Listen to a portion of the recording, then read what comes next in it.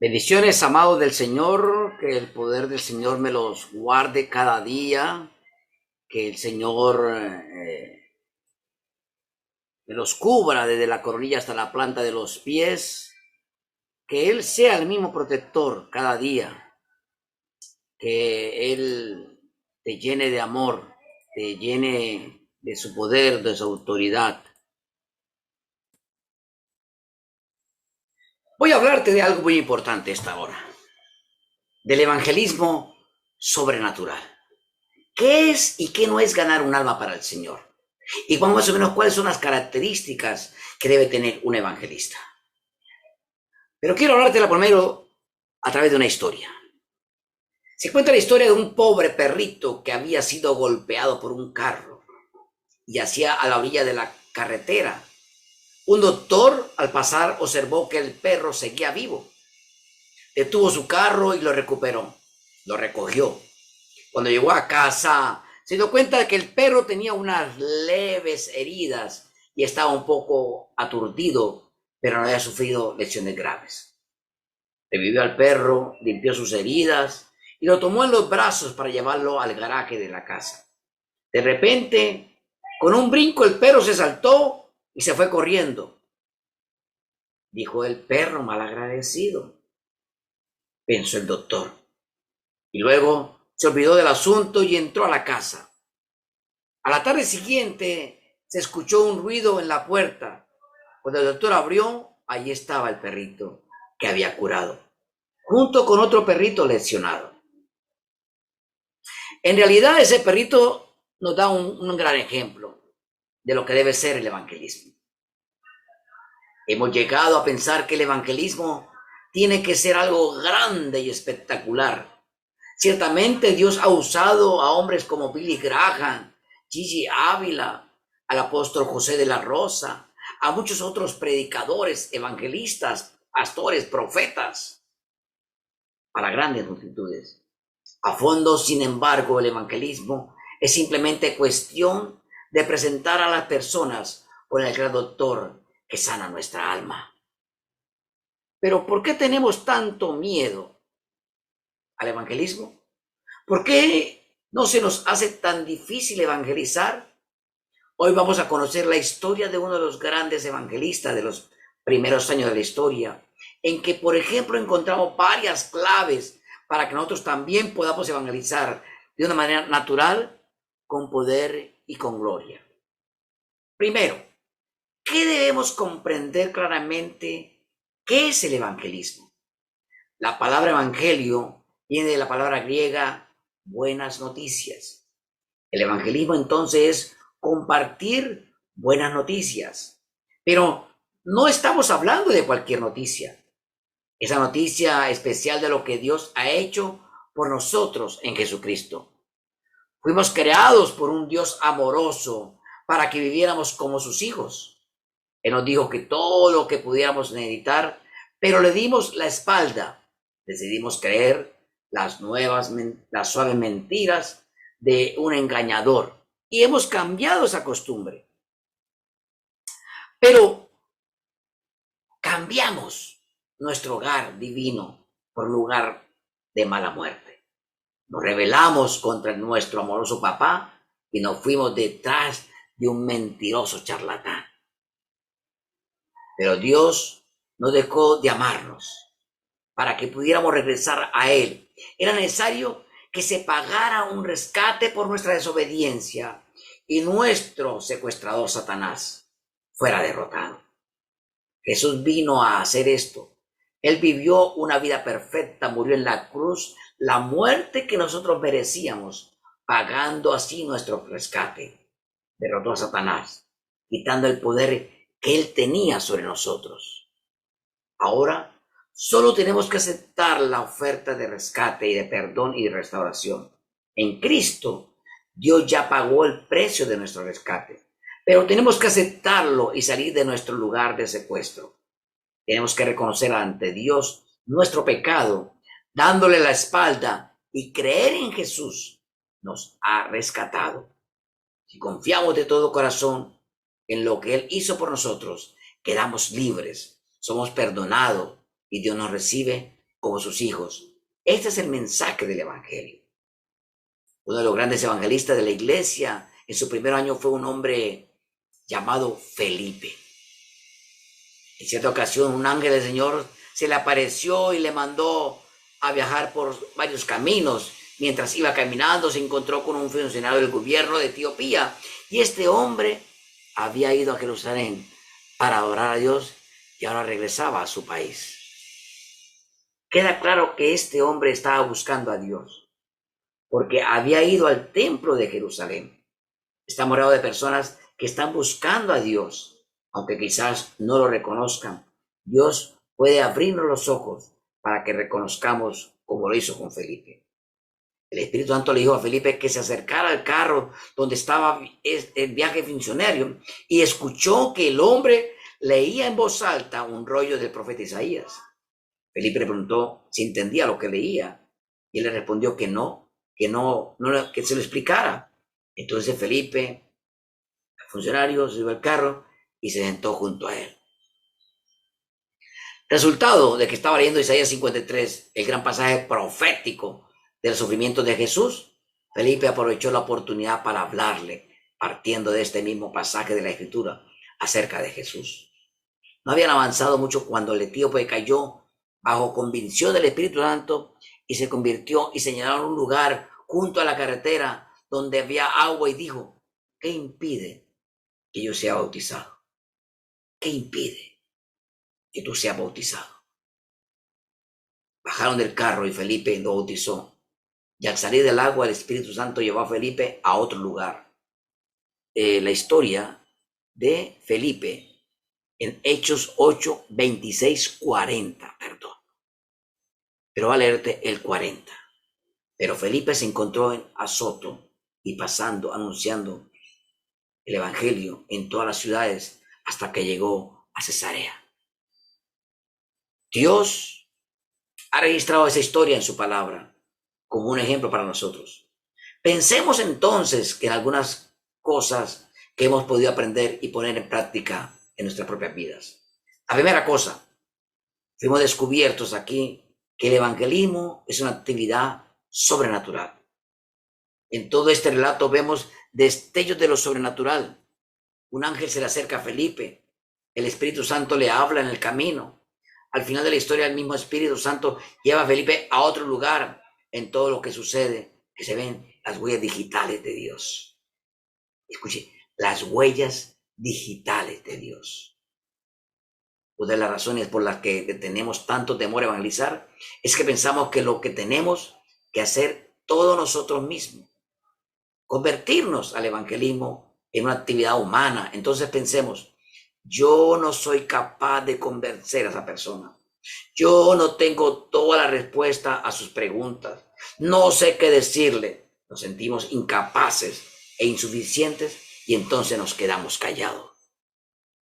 Tenemos que entender que Dios está con nosotros para guiarnos cuando evangelizamos. Él está obrando en todo momento, antes de cualquier encuentro evangelístico, durante la conversación y aún después de lo que terminemos. No estamos solos en esto. Dios está obrando. Jesús dijo antes de irse: pero cuando venga el Espíritu Santo sobre ustedes, recibirán poder y serán mis testigos. Hechos 1:8. El Espíritu Santo de Dios está presente en cada creyente para guiarnos a evangelizar. Entonces, ¿significa esto que vamos a recibir instrucciones de ángeles antes de evangelizar a alguien? ¿O que vamos a desaparecer milagrosamente después del encuentro? Bueno, no descartemos la posibilidad. Dios hace milagros hoy en día también. Pero muchas veces su obra es menos obvia. Él puede obrar induciéndonos a hablar con ciertas personas. Puede traer a nuestra memoria el versículo o la historia bíblica que necesitamos en el momento preciso. Él también obra en el corazón de la persona con quien hablamos de maneras que nosotros no podemos ver. No tengas temor de hablar con otros acerca de Cristo. Primero, dile en oración que tú estás dispuesto a aprovechar las oportunidades que Él te da. Segundo, Cuando tengas la oportunidad en una conversación de hablar de Cristo, pídele al Espíritu Santo que te ayude en ese momento. Y tercero, confía en que Dios está obrando en el corazón de la persona con quien estás hablando. Quizás no vemos que las personas se conviertan en ese momento, pero podemos confiar en la promesa de Dios, en su palabra, nunca vuelve vacía. Él usará la semilla de verdad que sembramos para bien. Otra cosa que notamos en esta historia es que el evangelio cruza barreras. Felipe y el etíope eran de naciones diferentes, de culturas diferentes y hasta de colores diferentes. Felipe era judío, mientras que el etíope era africano. El Espíritu Santo movió a Felipe a ver más allá de lo que sus ojos podían ver, a ver más allá de cualquier barrera humana y reconocer que el etíope también era un ser humano amado por Dios que necesitaba el evangelio. Puede ser que Dios te llame a compartir su palabra con personas que no se parecen a ti. Si Él te mueve en esa dirección, no resistas su voz. No pierdas la oportunidad de compartir con alguien, aunque su piel, su cultura o su lengua sea diferente al tuyo. La tercera cosa que descubrimos en esta historia es que el evangelismo trae alegría y regocijo. Leemos en el verso 30 que el eunuco siguió alegre en su camino. Se sentía muy feliz por haber conocido la verdad, por haber recibido la salvación. Dios no nos dice cómo se sentía Felipe, pero estoy seguro que también compartía la alegría del etíope. Si tú has compartido el evangelio con alguien, has experimentado lo que yo también he sentido en muchas ocasiones, el gozo de ser usado por Dios. Es una alegría que no se puede explicar. Cristo dijo que hay regocijo en el cielo por un pecador que se arrepiente. Esa historia en el cielo alcanza el corazón de la persona que Dios ha usado para compartir su mensaje. También, hermano, no te pierdas de ese gozo. Hermano o hermana, amigo que me escuchas, no pierda disfrutar de ese gozo. Durante este año tenemos algunos proyectos de evangelismo que le estaremos presentando. Y este es uno de los proyectos, la clase de evangelismo internacional. Pero no seremos poderosos en el evangelismo si esperamos algún proyecto especial para evangelizar. Comencemos ya a buscar activamente esas oportunidades que Dios nos da para compartir su mensaje de salvación. Confiemos que el poder del Espíritu Santo que está en nosotros, solo así podemos sentir gran gozo para evangelizar a aquellos que no nos conocen. Tenemos que ganar las almas. Pero, ¿qué es y qué no es ganar un alma?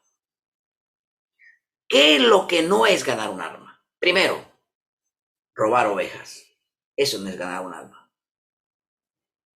Alguien dijo, a veces los pastores presionan para llenar sus templos y algunos hermanos que no tienen suficiente espiritualidad como para emprender una oveja, salen a robar una oveja. Fuerte lo que estoy diciendo.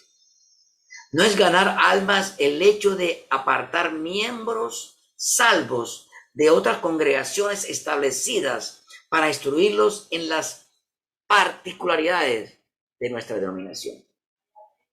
Esta conducta número 1 no glorifica a Dios. ¿Qué gloria trae para el Señor sacar a un miembro ya salvo de otra iglesia para traerlo a mi congregación? ¿Qué beneficio moral o espiritual trae? No trae conocimiento al reino de Dios.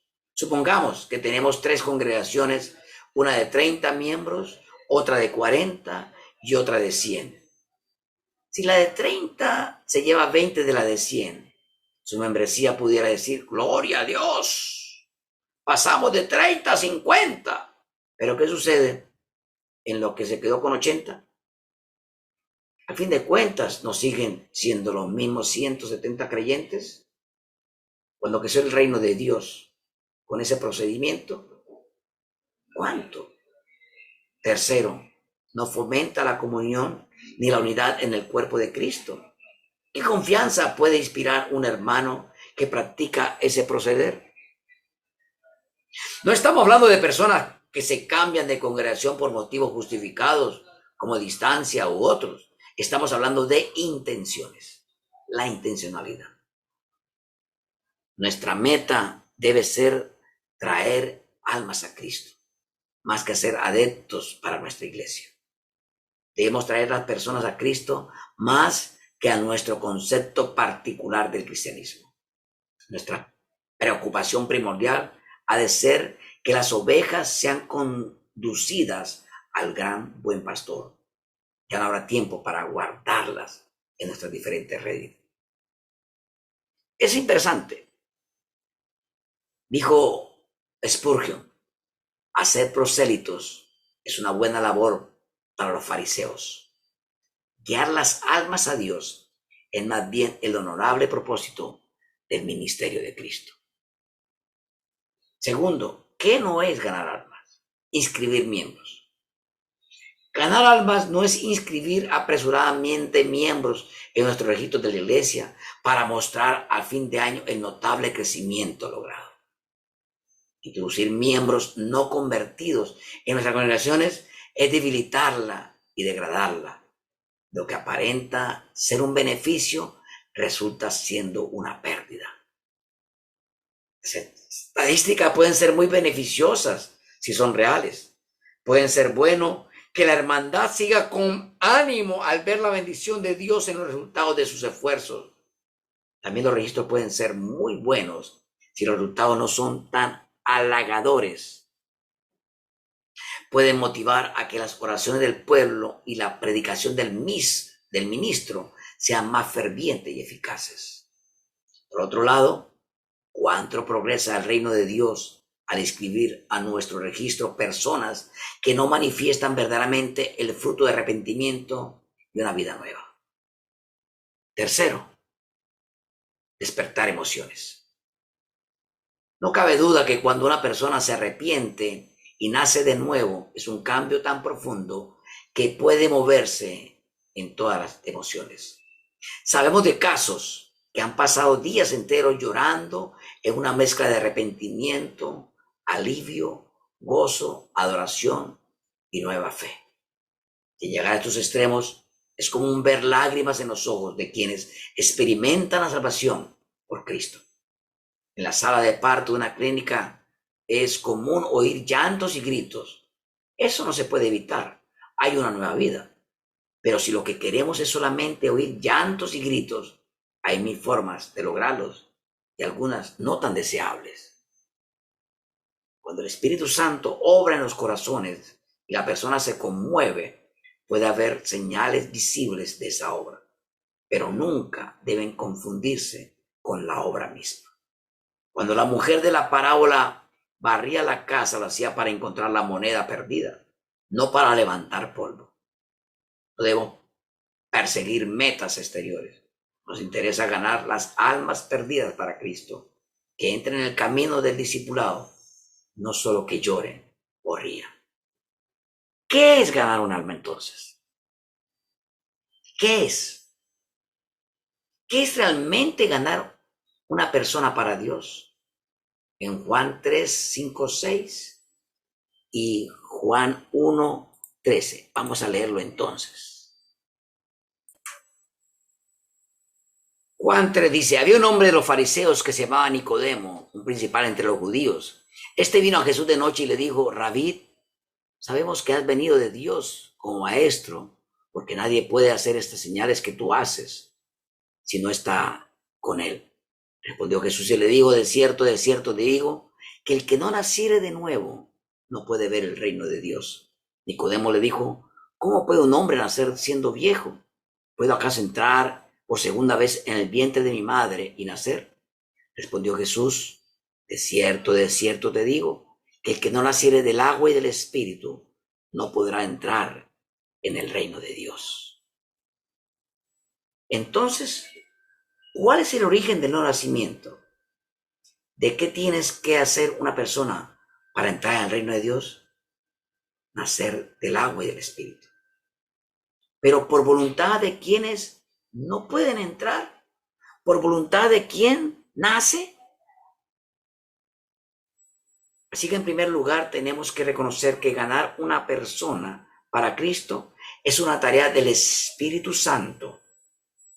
Nosotros, con nuestras capacidades o aún con las mejores técnicas, no podemos hacer que ni una persona, ni siquiera una sola, nazca de nuevo. Podemos sí y debemos ser facilitadores de esta tarea, colaborando con el Señor en la medida en que Él nos conozca.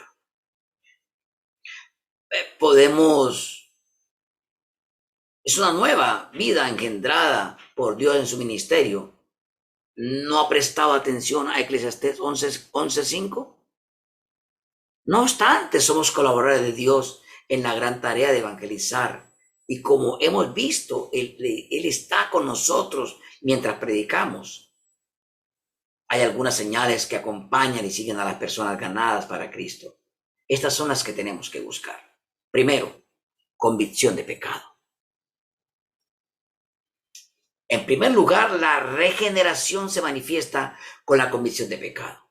Es una obra del Espíritu Santo frente a la predicación genuina de la palabra de Dios. El Espíritu obra y la persona se sabe y se siente pecador culpable delante de un Dios santo. Dios nos viste a las personas. Dios no viste a las personas primero, sin antes de desnudarla en su propia gloria. No los vivifica por medio del Evangelio, sino que antes sean muertos con la ley. Frente a la gloria del Señor nos sentimos como Pedro. Apártate de mí porque soy un hombre pecador. El que encubre sus pecados no prosperará, mas el que confiesa apartará y alcanzará misericordia. Es el primer síntoma de una obra del Espíritu Santo. Es la convicción de pecado. La persona se sabe pecadora y se siente pecadora e indigna de estar delante de Dios. Cuando el Espíritu Santo sopla sobre nosotros, marchita toda la gloria del hombre, que es como la flor de la hierba, para después manifestar una gloria más alta y duradera, que es la gloria de Dios. Segundo, arrepentimiento. Este es otro de los síntomas que a alguien nacido de nuevo es un cambio de pensar en cuanto a todo. Es el paso siguiente a la convicción de pecado. Es una aflicción santa por haber pecado y un alejamiento práctico de él. El nuevo creyente muere al pecado, caerá en algún pecado muchas veces, pero ya se alejará en él. Al contrario, se lamentará profundamente y se levantará nuevamente arrepentido. Ninguna persona nacida nuevo mira al Señor con un corazón endurecido. Tercero, fe en Cristo. Otra de las manifestaciones que nos muestra si alguien ha nacido de nuevo es su fe sencilla en Cristo. Hacia allí deben apuntar todos nuestros esfuerzos. En la medida en que Cristo es levantado, Él mismo atrae así a las personas. Depositar toda la fe y confianza en Cristo para el perdón de todos los pecados, para guiarle es la nueva vida y para recibirle en la gloria eterna. Es como entregar a una persona el control remoto del televisor y dejarle libremente que él elija canal. Eso tener en Cristo, entregarle el control. Hablando de recibir a Jesús en el corazón, una vez un hombre dijo, bueno, yo creo en Cristo, pero como Él pasa por la vereda y yo lo saludo, hola Cristo, pero eso de que entrar en mi casa ya es otra cosa. El cambio de vida. Otra prueba que un hombre ha sido ganado para Cristo es el cambio de vida. La persona vive de una manera diferente.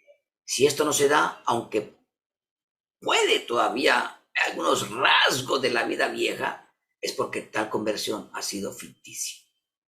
Esta relación con el arrepentimiento y la fe en Cristo, muchas cosas que antes amaba, ahora le avergüenza.